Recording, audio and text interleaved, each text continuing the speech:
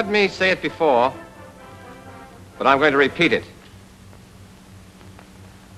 American riflemen are the best riflemen in the world because the training they get is the best in the world. You've begun that training with the sighting and aiming exercises, and you're ready now to go on to the next step.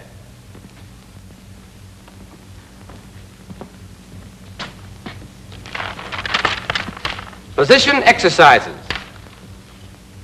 There are 4 firing positions: prone, sitting, kneeling, and the standing or offhand position. You know, any old-timer can walk down the firing line and come pretty close to picking out the men who'll do the best shooting. There's nothing mysterious about it. He simply spots the men who've taken the best positions. Good positions mean good scores. Poor positions mean poor scores. It's as easy as that. But here's the thing to remember. We're not teaching you these positions so that you can riddle off a string of bullseyes on the target range.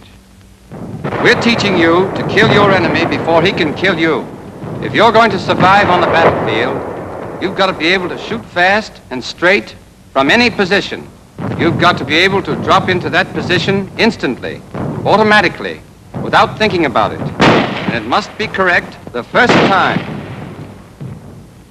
Take a good look at these positions. They look easy. But you're not going to find these positions easy at first because they make you use muscles you never knew you had. But don't worry about that. We'll harden up those muscles. Your work in the position exercises also covers the use of the sling, holding your breath while aiming and aiming. We'll take up the sling first. Anyone here know the reason for the sling on the rifle? Carried with, sir? That's right. Any other reason? Peterson? Yes, sir. It's a big help in steadying the rifle. Check. That's the answer. Now let's see how we go about getting the effects of it. There are 2 ways to use the rifle sling. The first, like this, is called the loop sling. The other, called the hasty sling, is rarely used except in the standing position. And we'll show you how to adjust it when we come to that position. The loop sling is used in all other positions. Here's how to adjust it. Place the rifle butt on the right thigh and cradle it in the curve of your right arm so that you've got both hands free to adjust the sling. Unfasten the lower hook and refasten it near the butt swivel. This loosens the lower loop. Unfasten the upper hook and refasten it so that the upper loop hangs down to about the pistol grip. But it may need further adjustment. The correct place for the upper hook depends on the man. You'll get your fit by trying it out. After your instructor is satisfied you have the right pair of holes, mark them so that you'll find them at a glance. Twist the sling 1/2 turn to the left and insert the left hand through the upper loop from right to left.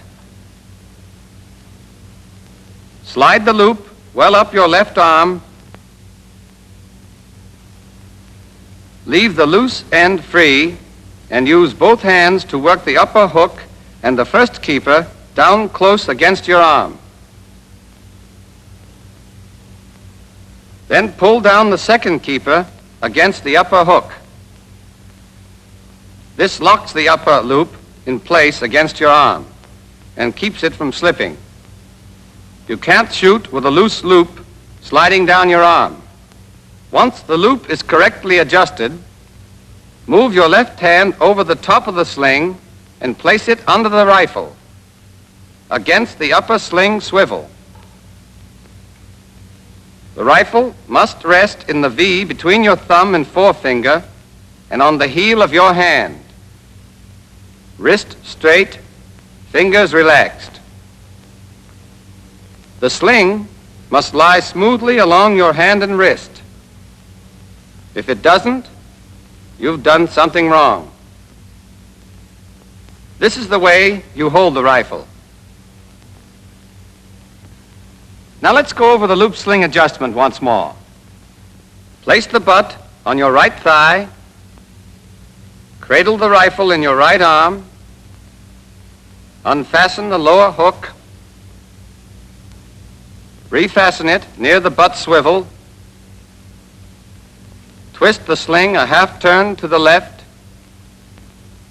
insert your left arm through the upper loop from right to left, pull the loop well up your arm, then work the upper hook and the first keeper down against it, and pull down the second keeper to lock the upper loop. So much for the loop sling. Your instructors will go over this detail with you. Are there any questions? Yes? Sir, with Japs and Germans shooting at you, like you said, looks like you wouldn't have much chance to get that sling on. Keep thinking like that, and you'll live to tell your grandchildren about it. You're right, of course. Use the sling whenever you have time to use it, because it gives you greater steadiness. After you've learned sling adjustment, you're ready to start work on positions. Let's take a look at the prone position first. In the prone position, the rifleman lies flat on his belly with his legs stretched out comfortably. His inside ankle bones are on the ground, or as near it as he can get them without strain. His spine is straight. His body makes an angle of 30 degrees or less with the line of aim. The amount of the angle depending on the rifleman's build. When you're trying out these positions, your instructors and coaches will help you to find the angle that suits you best. Thereafter, it's up to you to practice the position until you can drop into it without thinking about it. The sergeant here is well behind his rifle. His weight is relaxed forward against the sling. Thus, his body takes up the recoil, and he is not jolted out of position each time he fires. Look at his left hand and arm. The rifle rests on the heel of the hand in the V between the thumb and the first finger. His left wrist is straight. His fingers are relaxed. His left elbow is under the piece. It's vertical. I can press down hard on this rifle, and it'll give a little, then come right back to its proper position. But when the elbow is not under the piece, the least pressure will make the rifle sag way off to the side, because muscle instead of bone supports it. A muscle gets tired, a bone doesn't. So remember, elbow under the piece. Now look at his right arm and hand. His right elbow is a little forward of his right shoulder.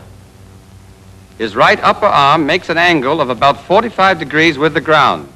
His shoulders are about level. The rifle fits into the hollow of his right shoulder. That's important. Raise your left hand and feel that hollow in your shoulder. Curl your shoulder forward, and the hollow is still more pronounced. Now look at Sergeant Higgins. See how snugly his rifle fits into that hollow? I don't want to see anybody in this company trying to shoot with a rifle on the point of the shoulder here. All that will get you is a sore shoulder. And that means flinching. And flinching means poor shooting. Grasp the small of the rifle stock firmly with your right hand. And get this. Put your thumb across the stock or on top of the stock, never alongside the stock. With your thumb in the right position, you've got a firm purchase for your trigger squeeze and a good support for your cheek. The finger goes inside the trigger guard against the trigger, and the finger is clear of the stock. You can use any part of your finger from the tip to the second joint to squeeze the trigger. What seems natural and comfortable to you will probably give you the steadiest squeeze, and for that reason is the best. Press your cheek firmly against the stock and on your thumb. Let your neck muscles relax and hold your head so that you're looking not out of the corners of your eyes, but straight ahead with your eyes level. That's the correct prone position. It varies a little with each man depending upon his build, but there isn't much difference. You'll soon discover the exact position that suits you. From there on, it's a matter of practice. You will have targets to aim at in all of your exercises. Every time you get into position, align your sights on a target. A good soldier does this instinctively. He never even thinks about it. Here's something else. When you take any of the correct firing positions, you will find that the rifle aims naturally and without effort at some one point. If this point is not on the center of the target, move your whole body till the line of aim is the natural line. There's a good way to tell if your body is lined up correctly. After you're in position, close your eye and relax. Then when you open it, if you're on the center of the target, you're okay. If not, shift your whole body. If you shift the rifle independently instead of your body, you'll be in a strained, uncomfortable position. And no man can shoot his best when he's fighting his own muscles.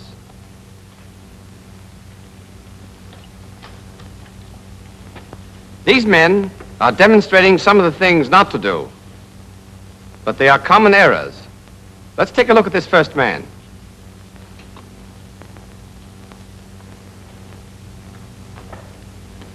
His body is at too great an angle with a line of aim. Now he's behind the rifle, as he's got to be. Look at this man's right elbow. It's too close to his body. He's unsteady. His left hand's too far back.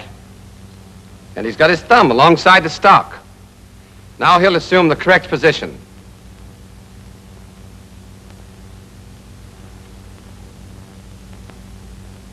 This man's left elbow is not under the piece. They'd have a devil of a time staying on the target. Errors like this stand out plainly. Others are not so easy to pick up. When you're acting as the coach, keep a sharp eye on your pupil. When he's wrong, show him where he's wrong and why. Then make him take the correct position so the point will be burned into his mind. Don't forget, when you take the prone position correctly, the muzzle will automatically drop back on the target after each shot. This saves time. And in battle, a few seconds are enough to settle the argument between you and that guy on the other side. Now, the sandbag rest position is just like the prone position, except that a sandbag is used to support the left forearm, wrist, and hand. The pupil takes the correct prone position and aims at his target. The coach then manipulates the sandbag until it is slightly higher than the back of the pupil's left hand. The coach punches the sandbag with his hand until he gets a perfect fit. This is the coach's job. The pupil can't do it for himself. Next, he faces the pupil, straddles the rifle barrel, and slides the narrow side of the sandbag against the left forearm so that it supports the forearm, the wrist, and the back of the hand. Only the back of the hand rests on the top of the sandbag. It's a common error for beginners to rest the rifle on the sandbag, but it won't work. The sandbag supports the forearm, wrist, and hand. Now Sergeant Higgins is going to show you the sitting position, which is a good one in high grass, brush, or on sloping ground. For the sitting position, you'll usually have to make your sling 2 holes shorter than for the prone position. Your body faces half right from the target. As you sit, spread your feet apart. Farther apart than your knees, and brace your heels firmly.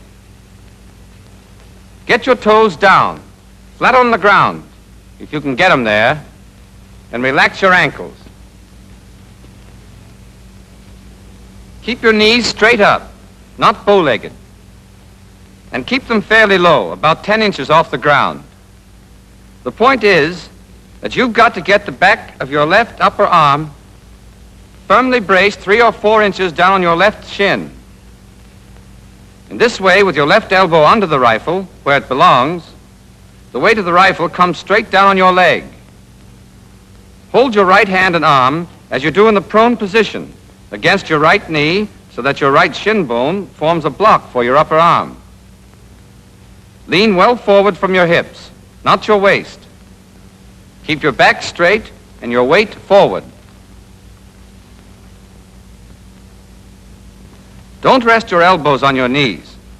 You'll wobble. Your elbows will roll around.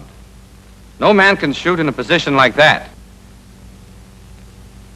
Get your arms well down on your legs, several inches. Remember that left elbow. Keep it under the rifle. Now you've got a solid, steady position, and you won't be knocked off balance by the recoil. That's the normal sitting position. It's the best one, and it'll be used in this company. We may have a few men of exceptional build who are not suited to it.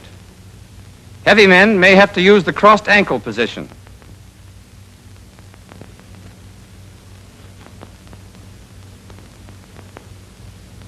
And men with exceptionally long legs may have to take the crossed leg position.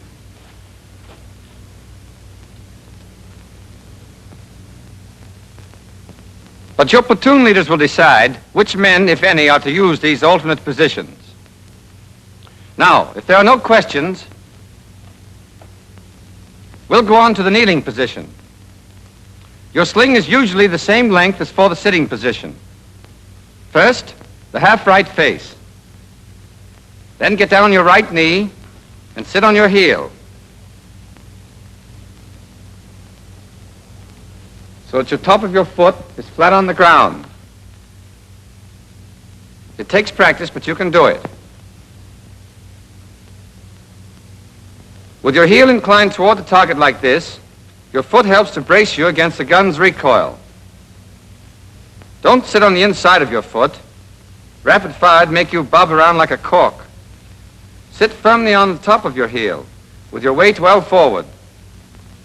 Your left elbow is under the rifle and in front of your kneecap, never on top of your kneecap. The position of your left leg depends on your build. The taller you are, the farther to the front your leg will be. Your instructors will help you find a position that suits you best. But your lower left leg, as seen from the front, must always be vertical. Keep your right elbow comfortably high. This makes a snug seat for the rifle in the hollow of your shoulder. If you drop your arm too far, the hollow disappears and the rifle butt tends to move out to the point of the shoulder. Another thing, the lower right leg forms a right angle with the line of aim. At first you'll find the kneeling position unsteady, but don't worry about it. It will never be as steady as the prone or the sitting position, but practice will strengthen your muscles and increase your steadiness. This brings us to the standing or offhand position and the hasty sling, which is rarely used except in this position. Let's start with the sling. First, loosen the lower loop. Twist the sling a half turn to the left. Hold the rifle with your left hand just back of the upper sling swivel and your right hand at the small of the stock, with the thumb well over on the left side. Then swing the rifle so that the sling falls high on your upper arm. Let go of the rifle with your left hand, pass it under and over the sling, and re-grasp the rifle near the upper sling swivel. The sling now lies smoothly along the arm and hand. It holds the left upper arm and stretches tightly across the chest. That's where you get support, and you need all you can get in a standing position. Adjust your sling for a tight fit. Your instructors will help you. When you get it right, mark it. All right, Sergeant, let's see that again. Here's how to take the standing position. Face right until you're almost at a right angle to the line of aim. Place your feet about 1.5 feet apart. Keep your body erect and well balanced. As you raise your rifle to firing position, fit the butt into the hollow of your shoulder, but higher than in the other position.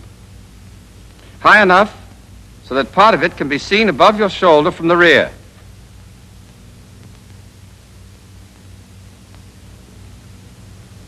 If the butt is too low, you'll have to strain your neck to get at the sight. If the butt is where it should be, your head and neck will be erect and natural. Keep your right elbow up. The higher the better. At first you'll find this unnatural and uncomfortable, but practice will fix that, and it gives you the power of all those arm muscles to take up the weight of the rifle. Here's an exercise that'll loosen up the shoulder joint. When you've done it enough, you'll be able to hold the rifle up with your right hand alone. The main job of the left hand is to steady the rifle, not to support it.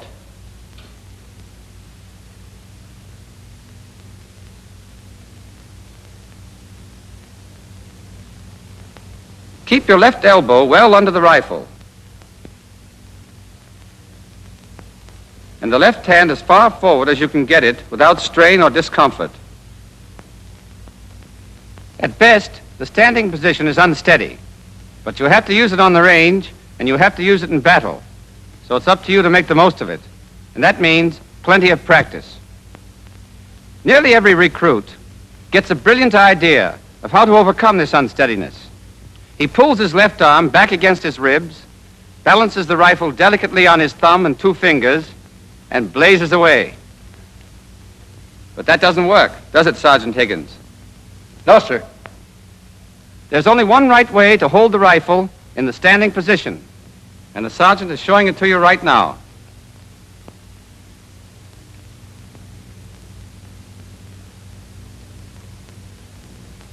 Thank you, Sergeant Higgins.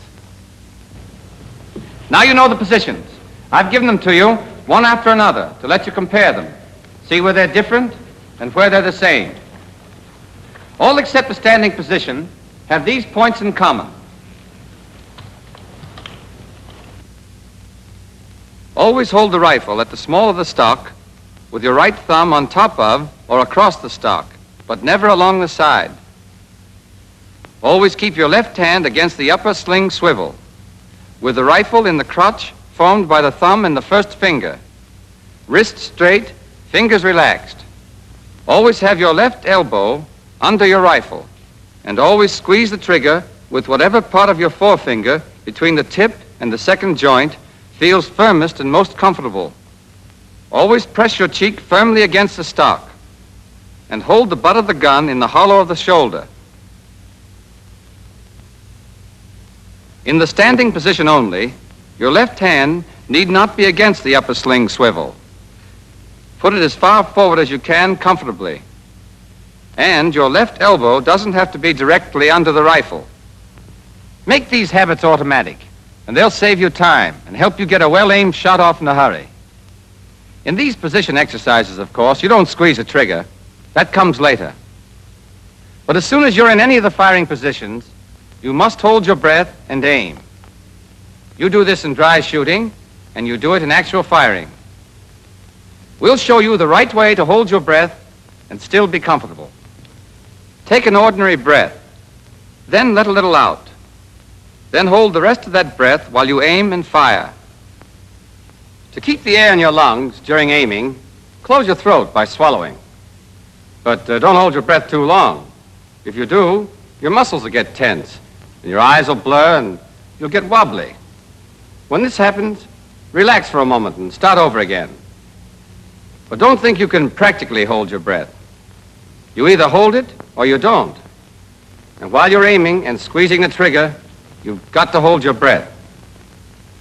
Whenever you practice any of these position exercises, always check your position carefully. Close your eyes and then open them and see if you're on the center of the target. You must always have a target. Then hold your breath and aim. When you're coach, check your pupil carefully for all these points. Helps them. And it helps you, too. You learn from your pupil's mistakes. You know, it's a soldier's skill that brings him through a battle alive. And the degree of skill you attain as a soldier depends entirely on you. You've got to master not just one firing position, but all four. The enemy isn't going to give you a chance to choose the one you like best. You may be standing in a foxhole with your elbows on the parapet, or behind a tree, or a wall, kneeling in a shell hole, or heavy undergrowth, sitting in a sniper's post, or in a field, or you may be prone in a ditch, or out in the open. That's why we teach you the four firing positions and drill you in them until they become second nature, to get you ready for the tough spots. There'll be plenty of tough spots. And when you get into one, your whole job will be to get your shots off fast and hit what you're shooting at. So work on the firing positions now while you can. Later on, you'll be mighty glad you did, because you'll get your enemy before he gets you.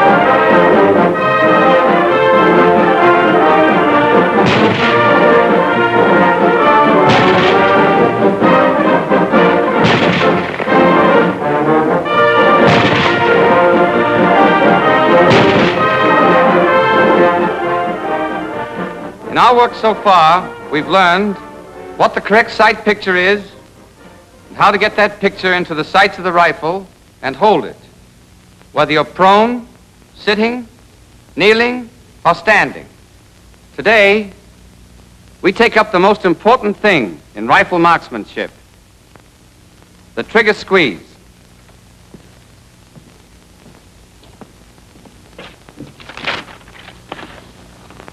By that term trigger squeeze, I mean the process you go through to bring your trigger back and fire your rifle. You know, when I was learning to shoot the rifle, my coach was an old sergeant who had fought in everything from Santiago to the Argonne. When we got to trigger squeeze, he told me something that has stayed with me ever since. Soldier, the trigger squeeze is the heart and soul, the beginning and the end of all good shooting. With it, you can part the hair of any guy you're after as far as you can see. Without it, you might as well throw away your rifle and start heaving rocks, because you'll do a hell of a lot better. That old sergeant knew what he was talking about. You can be a ball of fire in your sighting and aiming. You can be red hot in your positions.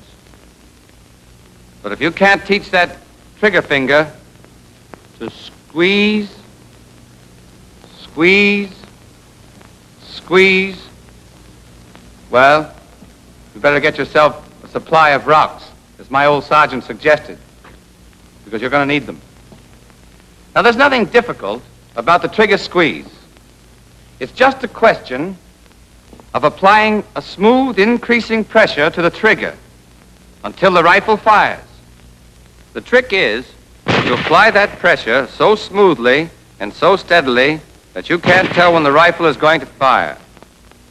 If you can't tell when the rifle is going off, you can't jump or jerk, or, as we say in the Army, you can't flinch. Have you ever seen an untrained person fire the rifle? This is what happens. He gets all set, gets into position, draws what he thinks is a fine bead on the target, and then closes both eyes and yanks the trigger. And he wonders why he never hits the target. Remember this. It's instinctive, natural, for every one of us to close both eyes and tighten up when we fire a rifle, if we know when that rifle's going off. But when you do that, you spoil your aim.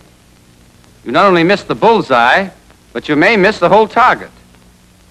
Now, there's only one way to beat nature on this proposition, and that is to squeeze the trigger so smoothly and to increase the pressure so steadily that you don't know when the rifle's going off. If you don't know the rifle is going off, you can't close your eyes and flinch and spoil your aim before the shot is fired. The worst you can do is bat your eyes after the rifle is fired. And that doesn't hurt anything because the shot is already on its way. Simple, isn't it? Now let's see exactly how you go about learning this trick in your dry shooting. You practice the trigger squeeze in all positions, but you start out in the prone position with a sandbag because that's the steadiest, and it lets you concentrate on the sight picture and squeeze until you get the hang of it. First, you take the prone position and adjust yourself until the rifle points at the target without effort.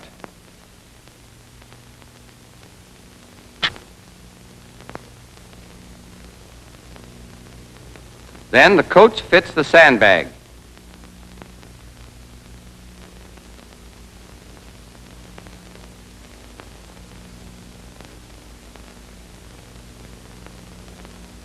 The coach takes his position, and the exercise begins. Cock your rifle, hold your breath and aim.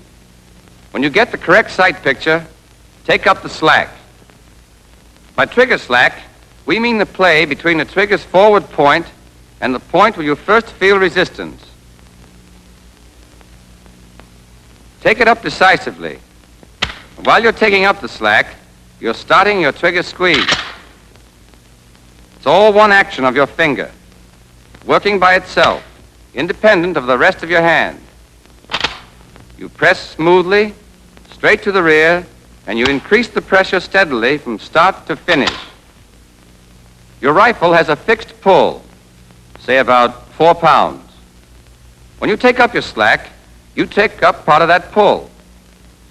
Your constantly increasing pressure takes up the rest of it.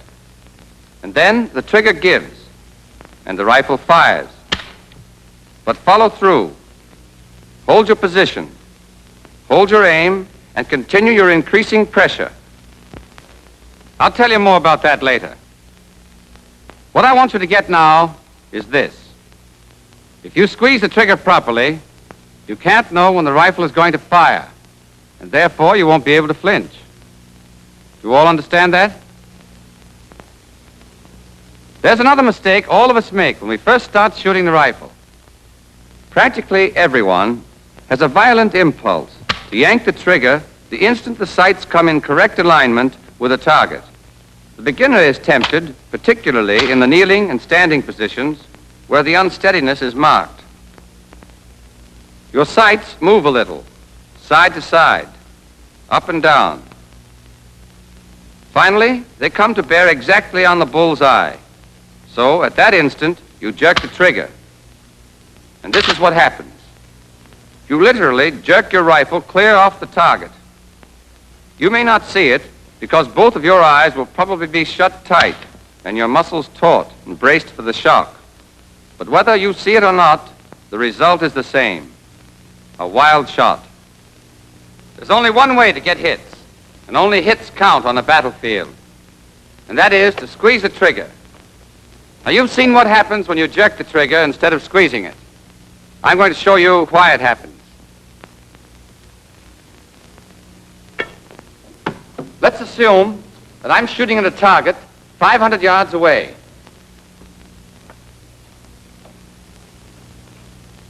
I've got my sights lined up on the left edge of the bullseye. Since the range is 500, I would be using a B target with a 20-inch bullseye. If I fired now, I'd hit the left edge of the black. Now I'm going to move the rifle 20 inches to the right. And let's assume that I've moved the butt and the muzzle exactly the same distance. In other words, my line of aim now is exactly parallel to my line of aim before I moved the rifle. If I'd fired then, I would have creased the left edge of the bull. Who can tell me where I'd hit if I fire now? Williams? It increased the right edge of the bull, sir. Right. Do you all understand that? I can move this rifle back and forth 20 inches.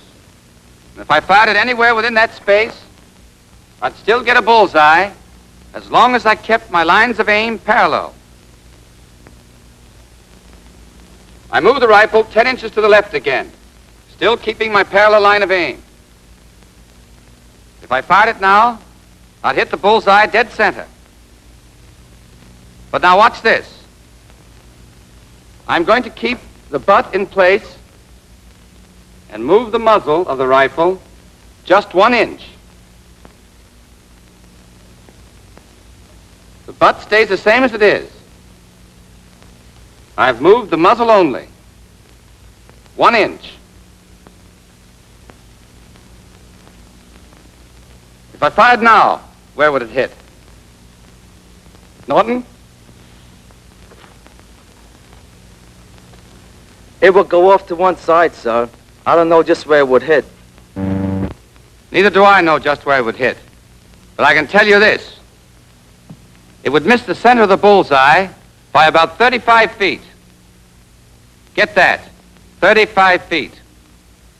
The point is, when you jerk the trigger, you twist the rifle off the line of aim. When your sights are on the target, you can move your whole rifle from side to side, the width of the bullseye, and still hit it, if the rifle always stays parallel to the line of aim.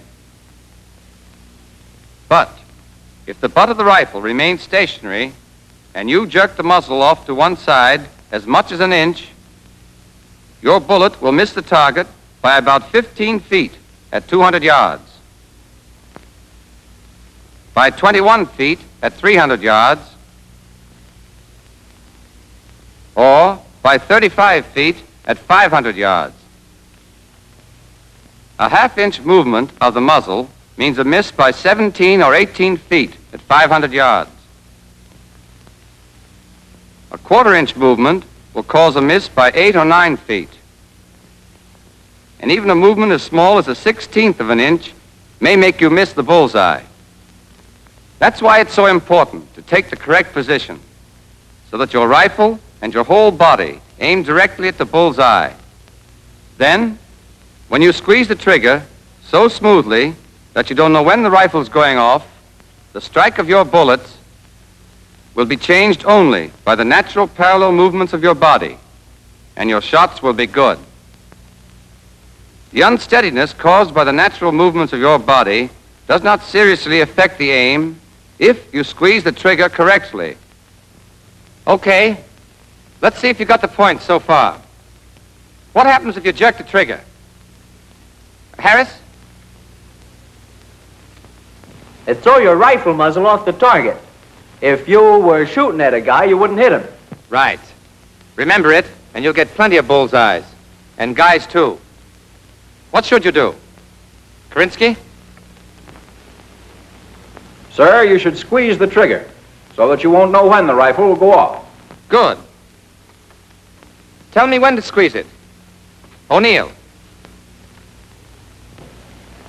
You take your position, you hold your breath, you aim, you take up your slack, and then you pull the trigger. Do you pause after you've taken up your trigger slack before you begin to squeeze it? Austin? No, sir. Taking up on the slack starts you on the squeeze. Right. And you go on steadily applying pressure until the hammer falls. Do you flinch and spoil your aim if you squeeze the trigger properly? Marshall? No, sir. Why not? Because you don't know when the rifle's going off. Check. Here's all there is to it. Every time you squeeze the trigger, be sure to do these things. Apply a steadily increasing pressure and continue smoothly until the rifle is fired. I know this seems easy. It is, but it must be practiced over and over. You must develop the habit of thinking only of the sight picture. You must practice until the trigger finger works independently, as if it had a mind of its own. Are there any questions? Sir, How much time should you take to squeeze the trigger? The expert takes about 2 seconds to fire a well-aimed shot. He can do this because he knows his job so well that the whole procedure is almost automatic. Speed comes with practice, and he follows through. Here's what we mean by follow through. After the hammer falls, go right on for an instant doing what you were doing.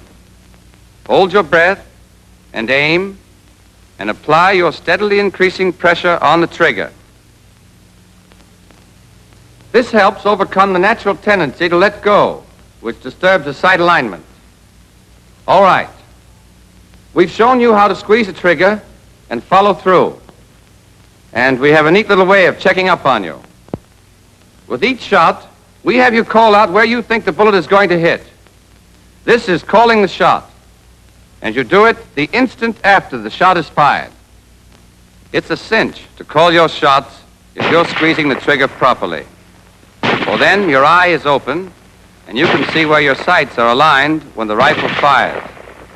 Of course, if you jerk the trigger or close your eyes and flinch, you won't be able to call your shot because you won't know where your sights are aligned when the rifle went off. The point is that only the man who squeezes the trigger properly can tell where his shot should hit. Here's the system we use to call our shots. Most of you know by now that a hit here is a 5. And in this circle, a 4. And in this one, a 3. Anywhere else on the target is a 2. A miss is a 0. Now, every time you fire a shot, imagine a large vertical clock face on your target with a bullseye in the center. This gives you a simple system of calling your shots. For example, suppose at the instant your rifle goes off, you see your sights aligned so that the bullet will hit here. Then you will call your shot a 4 at 12 o'clock because it's in the 4 circle and in the direction of 12 o'clock. A hit here would be a 3 at 7 o'clock. Here, a 2 at 2 o'clock. And here, a 4 at 11. And here, a pinwheel 5. On the range, you call your shots at slow fire. You and the coach compare the called shot with the actual shot to see if you know where you are aiming when the piece is fired. In dry shooting, there's no way to check whether or not you call your shots correctly, but it's to your advantage to do so. It helps you to develop the habit of concentrating on the sight picture and forgetting the trigger finger. It helps you to develop the habit to call the shot, as you'll do on the range. Now, in the trigger squeeze exercise, as in all the others, the coach must check every step. He sees that the sights are properly blackened and the sling correctly adjusted. He checks the pupil's position. If it's wrong, he tells him why and corrects it.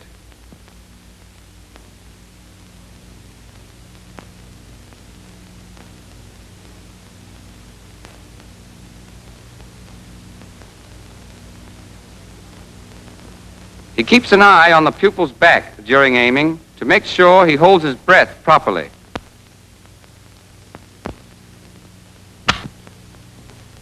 He sees that the pupil takes up the slack and squeezes the trigger properly. He watches his eye to make sure he does not blink. When the pupil is actually firing the rifle, you can chalk up a flinch for him any time you see his eye close. The flincher closes his eye just before the explosion. Therefore, you can see it. If he doesn't flinch, you won't see his eye close because your eyes and his will close involuntarily at the sound of the explosion. Are there any questions about anything we've covered today? Okay. You're going to hear these things over and over again from your coaches, your squad leaders, your platoon leaders, and me. You're going to hear them and practice them until they become so much a part of you that you couldn't forget them if you wanted to. If you acquire these correct habits in your preparatory work, you'll find that the actual firing on the range is as simple as shooting fish in the kitchen sink.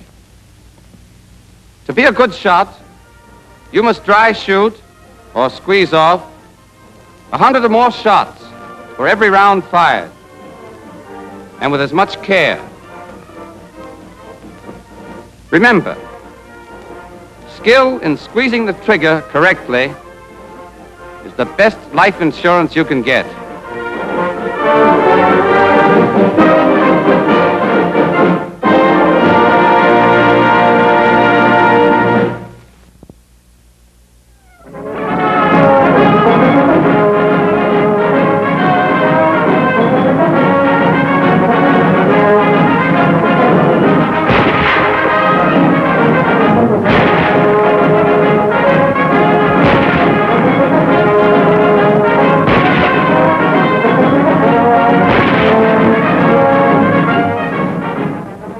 Everything we've been teaching you about the M-1 rifle, sighting and aiming, positions, trigger squeeze, the whole course in marksmanship has been leading straight to the subject we're going to take up right now. Rapid fire exercises. But let me warn you right now about that word rapid. It does not mean taking just any position, or hurrying your aim, or jerking the trigger. It does not mean spraying bullets all over the landscape. Rapid fire means getting off well-aimed shots as fast as you can. It means firing as fast as you can fire accurately, no faster. The measure of your effectiveness in rapid fire is not shots per minute, but hits per minute. Remember that when you're on the range. And remember it when your target is a Jap or a German, who's just as anxious to kill you as you are to kill him. Keep calm and hit what you're shooting at. Suppose you're in a supply detail that runs into an ambush. You've got to drop into position and get your shots off fast. But they won't do you any good unless they're well-aimed shots. Or suppose you're in a defensive position. All of a sudden, your enemy's in close, charging you from all sides. Your first impulse is to start blazing away wildly. You must not. Keep hold of yourself. You've got to shoot fast, but you've got to make every bullet count. Don't lose your head, even though hell's breaking loose all around you. Stay cool and shoot straight, and you'll live to tell your girl about it. Coolness in battle comes from confidence in yourself, and confidence comes only from hours of practice. Slow fire and rapid fire, over and over, with a stopwatch looking over your shoulder. We teach rapid fire in 3 positions. In the prone position, and in the sitting position, which are the best, and the kneeling position. The kneeling position's none too steady, but there are times when it comes in handy, and you'd better be ready for just about anything. We don't teach rapid fire in the standing position, however. It's not worth it. In the standing position, you're not properly balanced for accurate aiming at high speed. The first thing you've got to learn in rapid fire exercises is getting into the right firing position in a hurry. You're allowed to choose the position you're going to take and to mark it. For the prone position, drop to the ground, get set, and line up your sights on the target.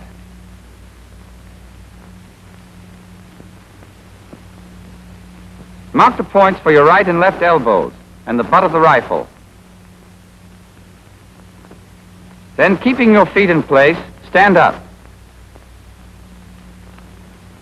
Hold the heel of the stock in your right hand. Now you're ready. At first you practice getting into the prone position by the numbers. On the count of 1, bend your knees to the ground and throw your weight back. On 2, place the butt of your rifle on the ground at the spots you marked for it. At 3, place your left elbow on its mark. At 4, take the butt of the rifle off the ground and fit it into the hollow of your shoulder. At 5, return your right hand to the small of the stock and drop your right elbow to the ground on the spot marked for it. Now immediately line up your sights on the target. Hold your breath, aim, take up the trigger slack, and squeeze off the shot. Now, if your position is right, your rifle will naturally fall back on the target after each shot, and you can fire a whole clip with only slight pauses between to get your sights in perfect alignment. At first, you'll practice by the numbers, so that your coach and instructors can check the accuracy of each position and movement. Take it by the numbers once more, Sergeant. Yes, sir. Ready position. 1, 2, 3, 4, 5. Once you've learned it by the numbers, you'll practice against time, so that you can check your progress, see how you're going. We start you slowly and speed you up gradually until you can take your position, aim, and get off your first shot in 9 seconds. Here's how it goes in dry shooting. Watch how smoothly the 5 steps flow together into one continuous motion. Go ahead, Sergeant. Lock. Simulate load. Ready on the right. Ready on the left.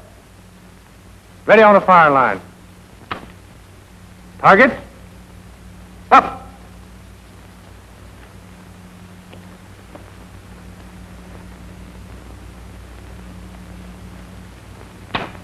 Time. 9 seconds doesn't sound like much time, but you've just seen that it's plenty for an experienced man. It won't be long before you'll melt smoothly into your prone position with seconds to spare to squeeze off your first shot. Naturally, the faster you get into a good position, the more time you've got to aim and fire. So, slip into position, and then take your time to get an accurate aim and a careful squeeze on that trigger. A near miss in 7 or 8 seconds is no good. What you want is a bullseye in 9 seconds. Try to get a smooth flow in every movement as you drop to the ground.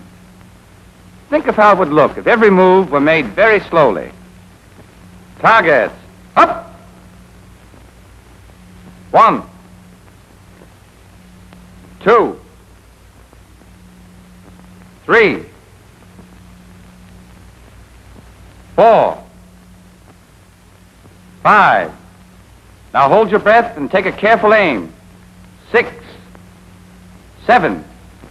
Squeeze slowly and steadily on that trigger. 8.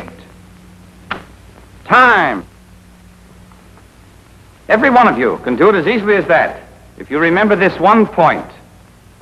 Do it as fast as you can do it right. Never hurry your aim or your trigger squeeze. Now for the sitting position. First, take the correct position and try it out to be sure the rifle points naturally at the target.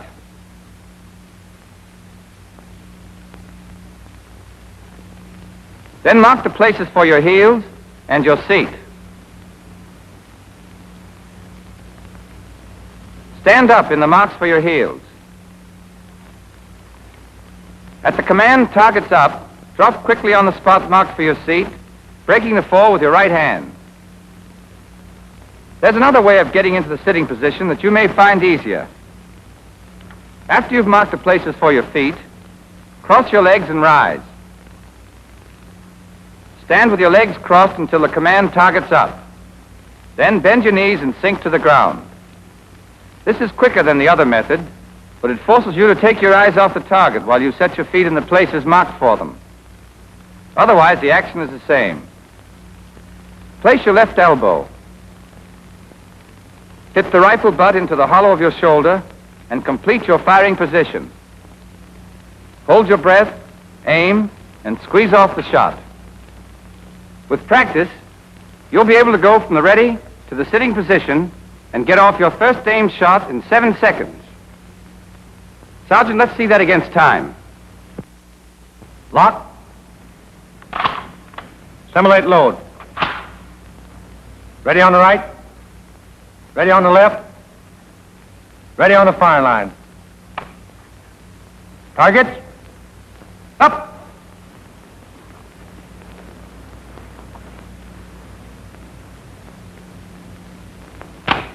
Time. Here, too, of course, the quicker you take the correct position, the more time you've got to squeeze off your shot. The exercise in the kneeling position is like the other two. You mark the places for your feet and your right knee and get up. On command, you lock, load, and stand ready. When you hear targets up, take the kneeling position you've marked, hold your breath, aim, and squeeze the trigger. With practice, you'll be able to go from the ready position to the kneeling position and get off your first shot in 7 seconds. Targets, up! 1, 2, 3, 4, 5, 6, time! I've said the place to save time in all three of these exercises is in taking your positions. But don't misunderstand me. That does not mean scrambling into the wrong position in a hurry. In rapid fire, just as in any other phase of rifle work, you've got to be in the correct position before you start to aim. After you've learned to take the 3 firing positions and squeeze off your first shot at the required speed, you're ready for the cadence exercise, the purpose of which is to develop a rhythm, a regular beat, at about 3-second intervals. For one thing, it's easier to work smoothly in a regular cadence. For another, on the range, you're allowed a limited time to take your position, fire your first clip, reload, and get off your second clip. And the 3-second interval will bring you out comfortably within the time allotted.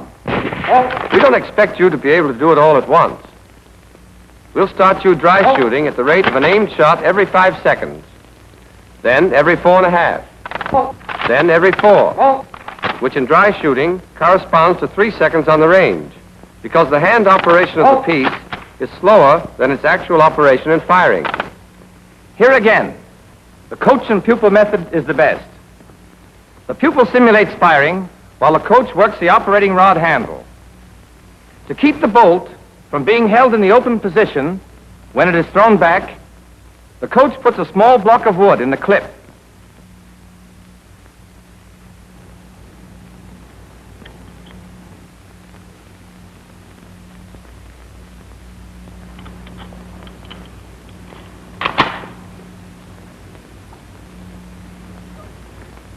There are several other ways to get the same result.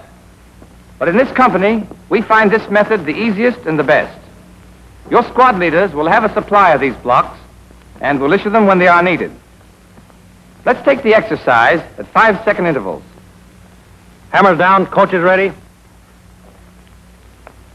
Bolt.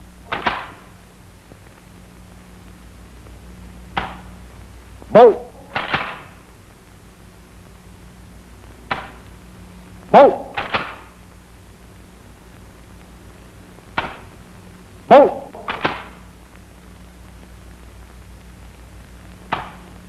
Bolt.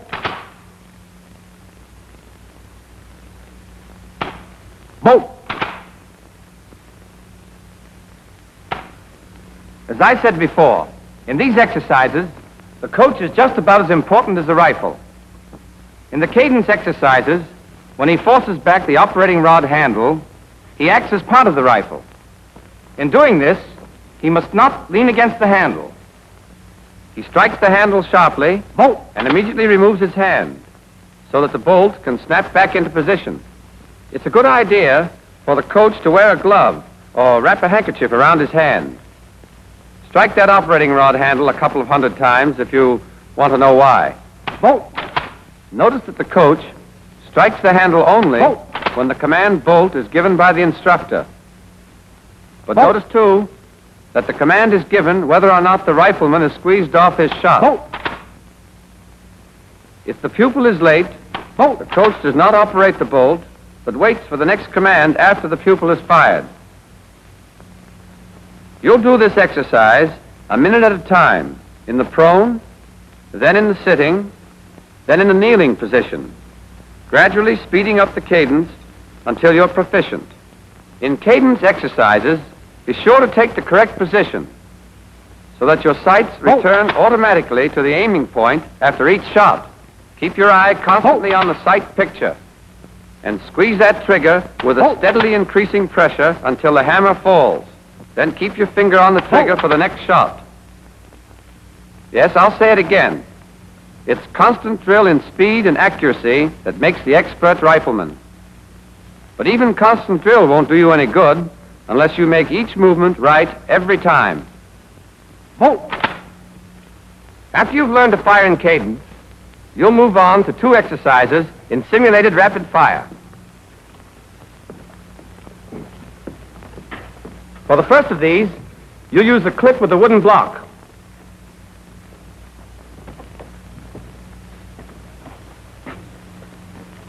On the command targets up, you'll go from standing to the prone position and squeeze off your first shot in 9 seconds. Then you'll get off each of the next 7 rounds of your first clip at 4-second intervals.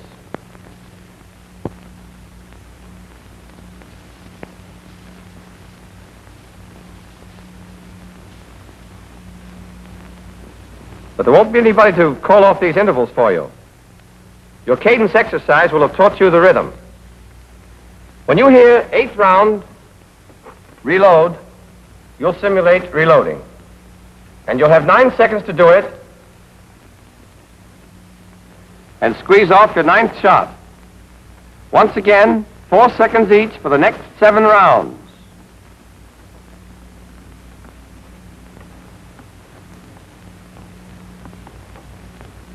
When you hear last round, you'll still have 5 seconds extra before the command cease firing. This exercise is done in a total of 79 seconds. All right, let's see how it goes. Lock. Simulate load. Ready on the right. Ready on the left. Ready on the fire line. Targets. Hup!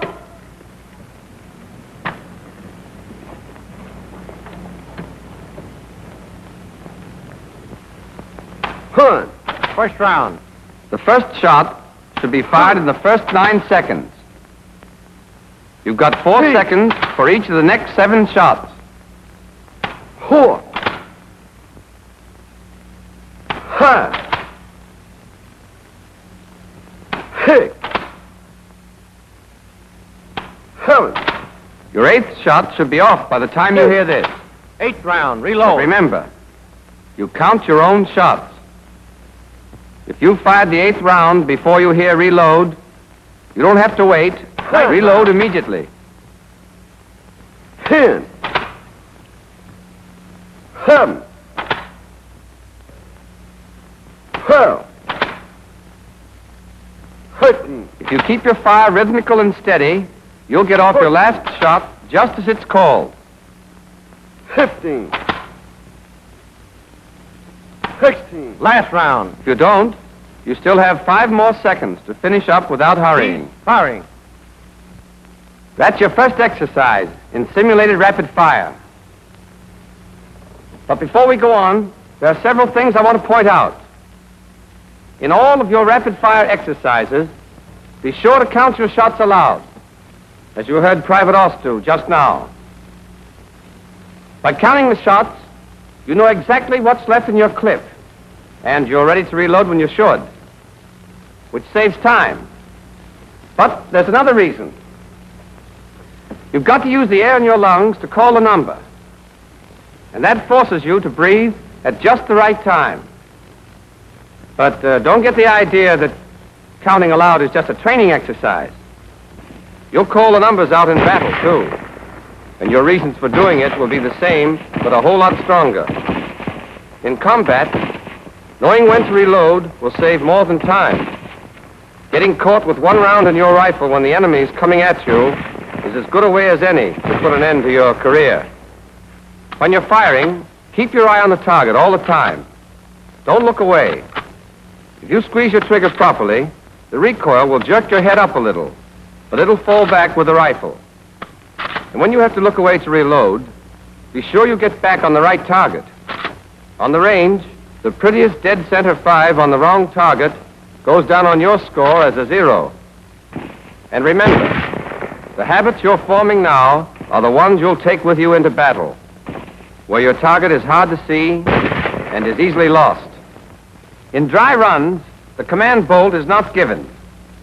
The coach listens for the click of the hammer and strikes the operating rod handle back the second he hears it. When you simulate, or pretend, to load that second clip, don't hurry it. If you do, you'll only cheat yourself out of some valuable training. Don't do it as Private Auster's doing it now. That kind of exercise is worse than none because it creates bad habits. Go through your simulated reloading exactly as if you were handling a clip. A fumble in reloading when you're firing for record would knock your score into a cocked hat. That's your first exercise in simulated fire, and you'll practice it in the prone, sitting, and the kneeling positions.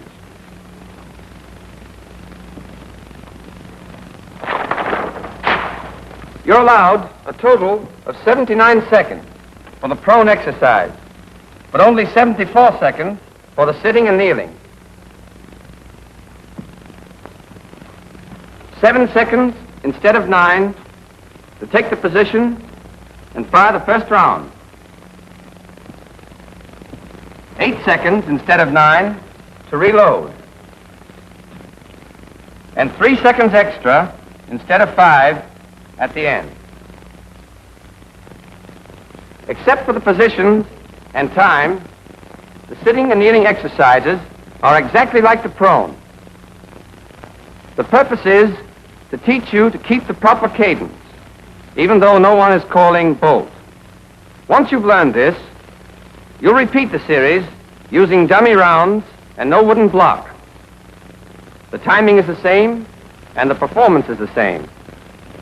But with dummy rounds, you must learn to load a fresh clip quickly, and that's a trick in itself. As you take the clip from your belt, grasp it at the base and near one edge between your thumb and forefinger. Then carry it forward, swinging it up until the bullets point forward. Place the clip in the receiver and slide your thumb forward along the top of it to the center of the cartridge. Double your fingers up, out of the way. Raise your arm and press the clip down into the receiver until the clip latch engages. As you raise your thumb, the operating rod handle should snap forward.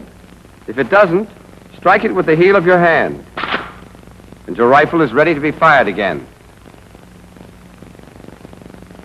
Here's how a trained rifleman reloads in the prone position.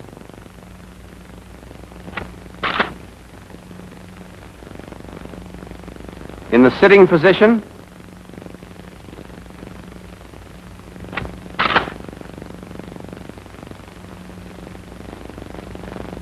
and in the kneeling position.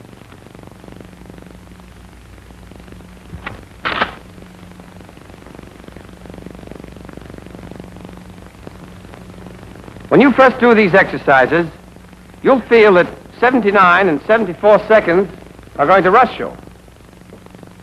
But there's plenty of time to get off those 16 shots. So don't try to beat the clock. That won't help your score.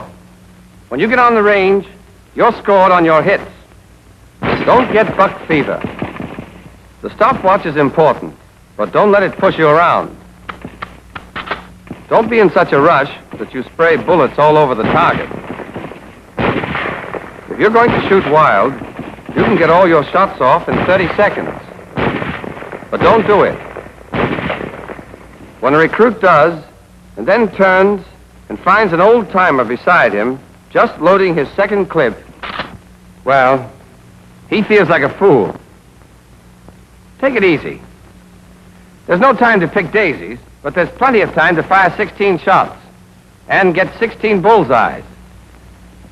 And remember, even 12 bulls are better than 16 threes. So don't get excited. Slow and careful. That's the rule that brings in the high scores on the range. And it's the rule that mows them down in battle. Up to now, we've been discussing the pupil and what he does. Now let's look at the coach. In rapid-fire exercises, he's got plenty to do, and not much time to do it in. In addition to his other duties you already know about, he makes sure the pupil takes his position quickly and without waste movement. That he takes up the trigger slack with one decisive action and squeezes the trigger correctly. 1, 2, 3, 4, That he breathes after each shot. 5, 6, That he keeps his finger on the trigger. 7, 8, And that when he reloads from the belt, he doesn't fumble.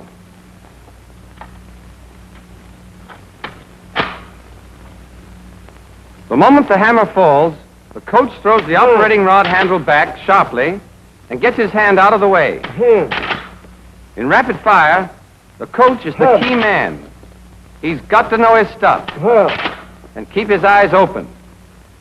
If he's on the job, he can help his pupil a lot, 14, and himself even more. 15, 16, Any questions on rapid fire? All right, let's sum up. Rapid fire is slow fire speeded up a little.